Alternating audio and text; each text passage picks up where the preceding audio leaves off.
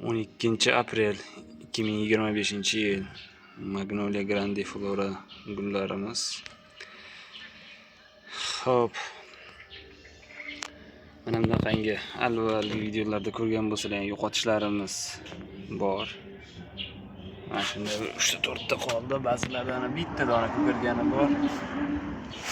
Ba'zilarda natija yomon emas. Hop, buni bir hafta oldin tashqi holatga o'rgansin deb olib chiqdim. Hozir mana quyoshda kuygan barglari bor. Adaptatsiya jarayoni ketyapti. O'zi salqinroqda qilish kerak ekan.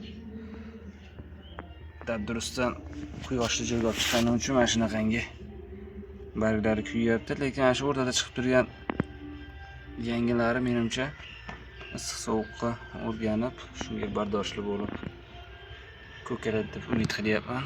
Hozircha yaxshi. Bugungi holati mana shu.